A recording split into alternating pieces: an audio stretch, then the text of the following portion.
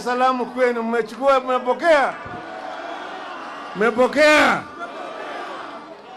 Pili, nimeongea na mwenzangu Mheshimiwa Stephen Kalonzo Musyoka.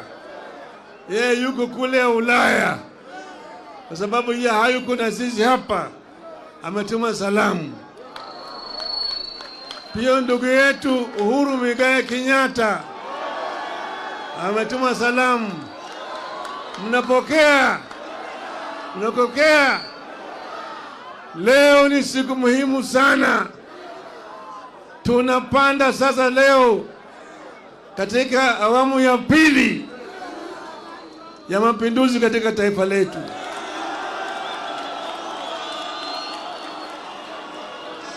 Kwa hivyo nataka mniruhusu kwanza niongee na dunia mzima, nieleze sababu gani nataka kufanya.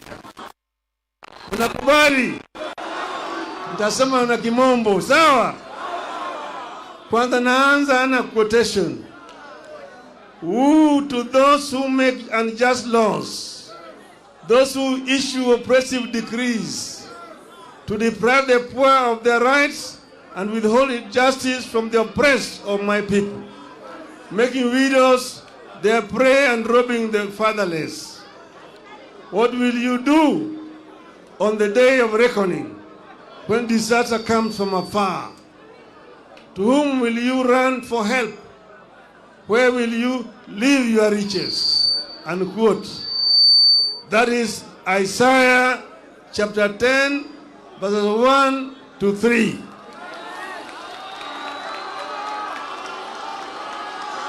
Mr. William Ruto used to love this verse. I hope he still does.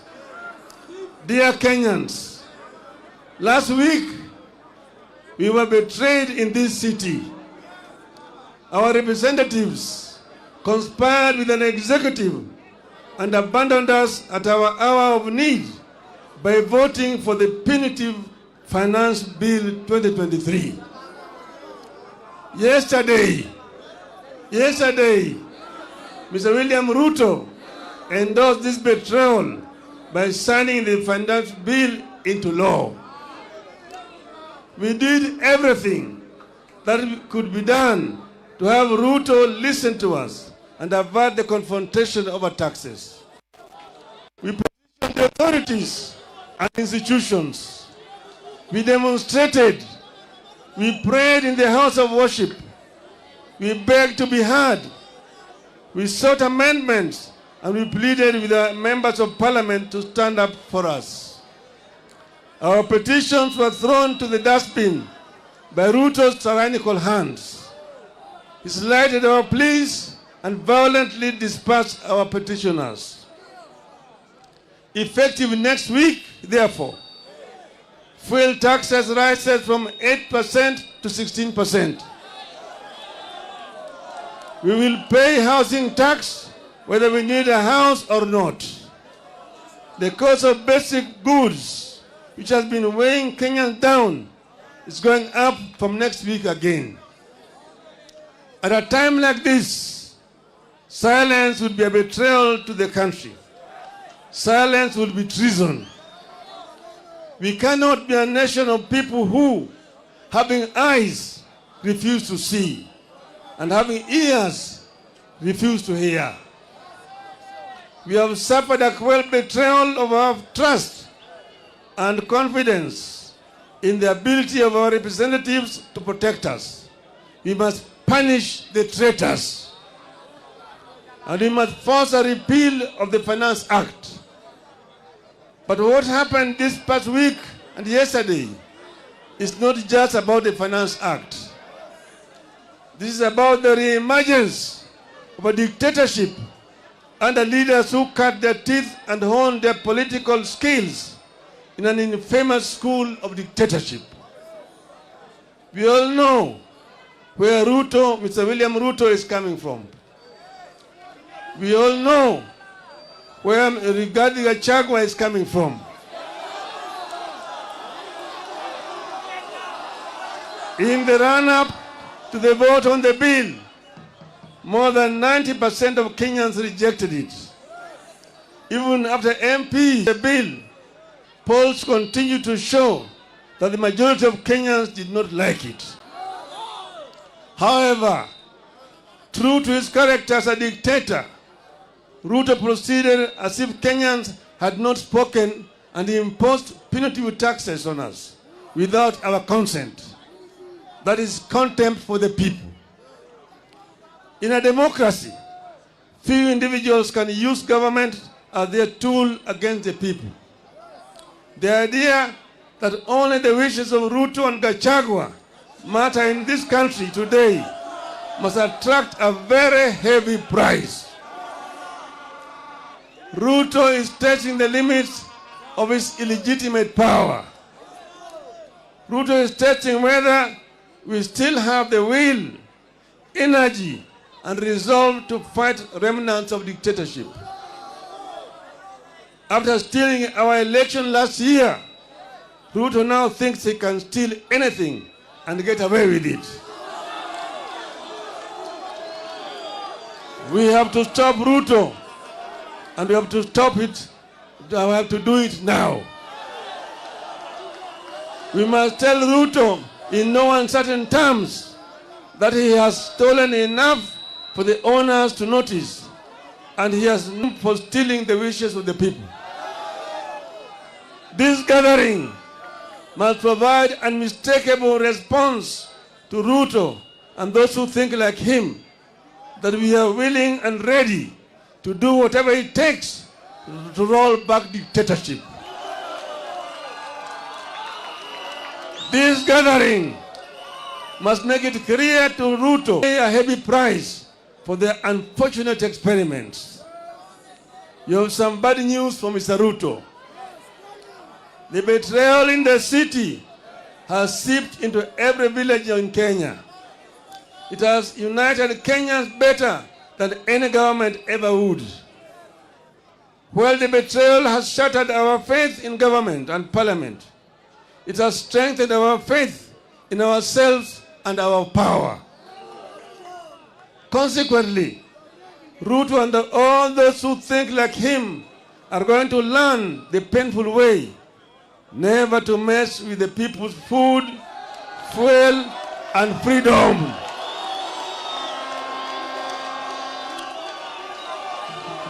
Hello? Ruto and his ilk are going to learn the hard way that Kenyans are fed up but not helpless. In this time of desperation in the country, Ruto is selling illusions of hope to our people with the phantom proposals that are meant to line the pockets of his cronies. It is wrong. It is cruel. It is evil. The question we must ask ourselves is, can a leader mean well for the people than the people do for themselves? The answer is no. Kenyans must not trust that insider smile that Ruto wears. It is betrayer's kiss. If Ruto meant well, he would have listened to the people. He did not, and now we must fight. Fellow Kenyans, comrades, a regime that has so blatantly ignored and betrayed us does not deserve our delegated power. We are taking back our sovereign power. We are going to the trenches ourselves to fight for ourselves. This regime does not deserve our obedience. We have no obligation to work for the success of a regime that has no interest in our success. We are the people. Sitasimama maovu ya kitawala, sitasimama maovu ya kitawala. Hello? There's no other option left. We must fight. We are going to fight everywhere and anywhere until the Finance Act is repealed. We will adopt a series of acts of civil disobedience to force this regime to recognize that we, the people, are supreme. Through civil disobedience, we will deny Ruto the taxes he thinks he can extort from us by force. Dear Kenyans, we have been abandoned by our leaders. We must now look out for each other and be our brothers and sisters keepers. Here, therefore, are my requests to you, my people of Kenya. Let us embrace tax boycotts. Let us deny Ruto the fuel tax by limiting consumption of petrol and diesel. One way to do this is to carpool. Let us arrange to make regular journeys in a single vehicle whenever possible. Give each other a ride. Cut down on non-essential travel. Walk instead of driving whenever possible.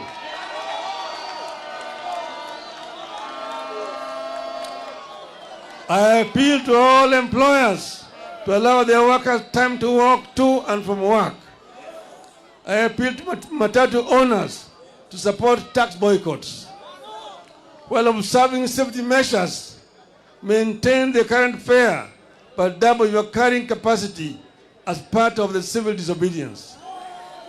Our police officers should support our call by allowing matatus to carry above capacity at current costs so that Kenyans can commute. Niko tayari kulipa gharama sita. Hello? I appeal to businesses to disable or avoid electronic tax registers, make nil returns on VAT, and instead give discounts to customers. This way, we shall recover the VAT Ruto is taking illegally through the fuel. I appeal to employers to ignore the punitive deductions of employees' salaries that will only line the pockets of Ruto's strategically placed cronies. Mr. Ruto is driving us off the roads with high fuel prices. We must deny his officers the comfort of driving us off the road with their vehicles. Let us deny the government vehicles and motorcades the right of way that they take for granted. They may sound the sirens as they wish, but everyone must follow the traffic except for ambulances. Dear Kenyans, I'm coming. We know the men and women who visit this unjust law on us. Punish the traitors. Let us name, shame, follow, and isolate the traitors at every turn.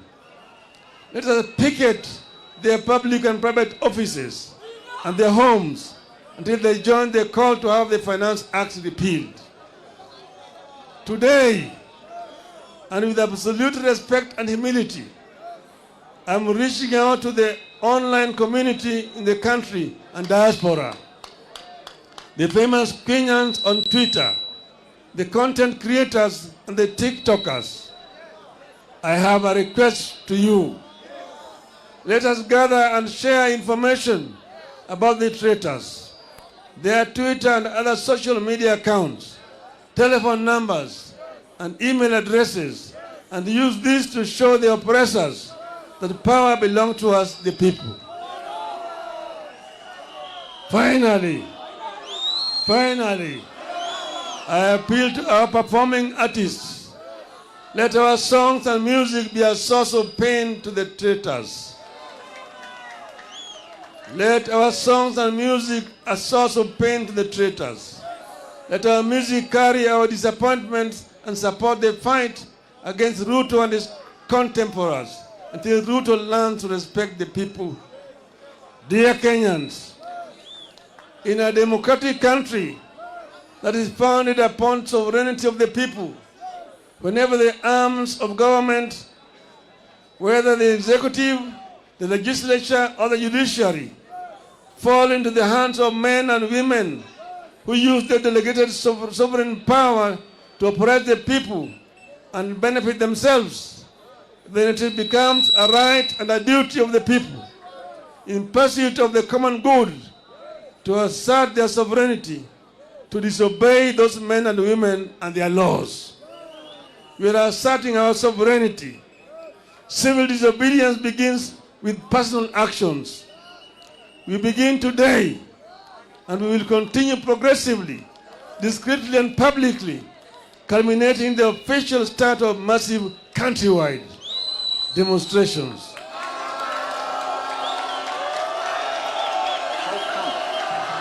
That fuel in Uganda is cheaper than fuel in Kenya. Ooh.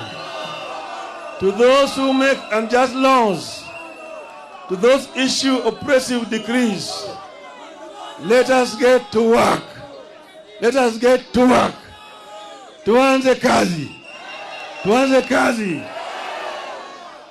Tumesema hao watu wamesaliti jamii ya Kenya. Umma ya Kenya imesalitiwa na Bwana Ruto na wenzake, lakini Bwana Gachetha. Tumesema tulikuwa hapa Kamkunji grounds, tukaambia nyinyi tumeanza safari ya kilomita 1000. Unaanza na hatua ya kwanza.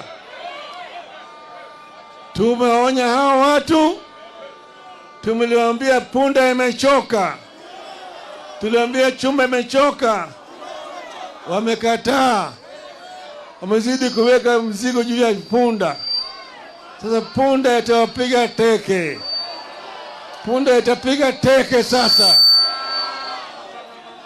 tumesema Wakenya wametoka mbali.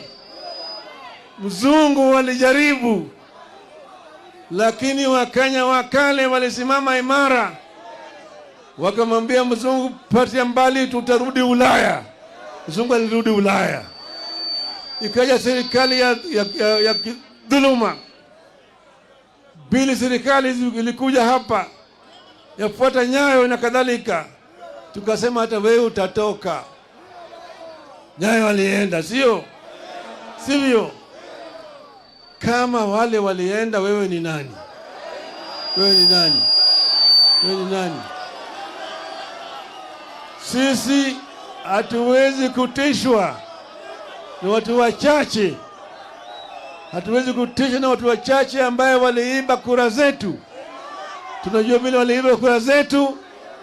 Tukawaambia Wakenya wanataka namna hii na wao hawaelewi. Sasa imefika kiwango wakati wanatakana Wakenya wasimame imara, waonyesha watu ya kwamba Wakenya si punda zao.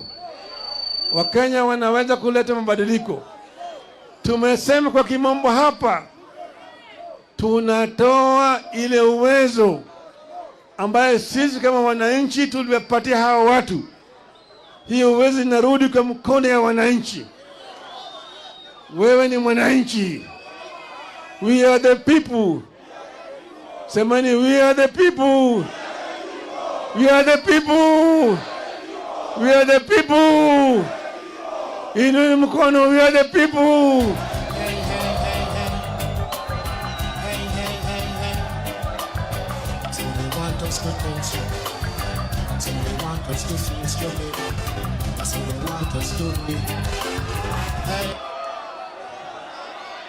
Hapa Kamkunji mwaka wa 1990, mimi na marehemu Kenneth Matiba na Charles Rubia tulisema tunataka mfumo ya siasa yenye vyama vingi, tutoe chama kimoja. Nyayo walikataa, akasema Kenya is not ready for multipartyism. Itachukua miaka 100 kabla Kenya hajarudi kwa multipartyism. Tukasema tuende Kamkunji tuulize Wakenya. wakakataa. Tukasema tarehe 7 mwezi wa 7 tutaenda tukamkunji. Wakasema haiwezekani. Tukasema tutaenda. Tarehe 2 mwezi wa 7 jioni wakaenda kwa Matiba na Rubia, wakawachota wakapeleka ndani. Siku 2 baadaye tarehe 4 wakaja kwangu wakanichota. Nikamwambia mimi niko tayari. Wakanipeleka ndani. Lakini Wakenya walijitokeza siku hiyo. Matiba yuko kamiti, Rubia yuko kamiti, Raila yuko kamiti, lakini Wakenya walijitokeza. Walitoka wakaja hapa. Walipigana hapa na polisi. Watu karibu 50 waliuawa siku hiyo hapa Kamkunji. Lakini mwishowe ililazimisha Nyayo toa Matiba, kutoa Rubia, kutoa Raila na kufungua katiba na kurusha ile section 2 mbali, sio? The power is with the people. Kwa hivyo leo mimi nataka kufundisha Ruto. Tutafundisha Ruto mafunzo hapa. Hajaelewa. Tutamwonyesha. Tutamfundisha. Na Bwana Kachietha, Kenya is bigger than you all. Kenya is bigger than all of you. Mimi nataka ni nyinyi muinue mkono. Mimi mzalendo wa Kenya, na hapa kwamba niko tayari kutoka na kuandamana ili uhuru ikuje, gharama maisha irudi chini, usuru bandia itolewe. Mwenyezi Mungu nisaidie. Niko tayari kulipa gharama, sitasimama maovu ya kitawala, sitasimama maovu ya kitawala. Ufisadi, ubinafsi, ukabila, kuuza sura, wataki kuuza sera. Undugu ni kufaana, sitasimama.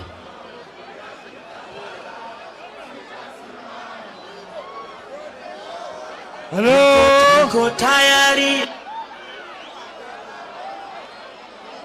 Hello? Mama Shujaa Martha Wangari Karua. Kamkunji oye! Kamkunji oye!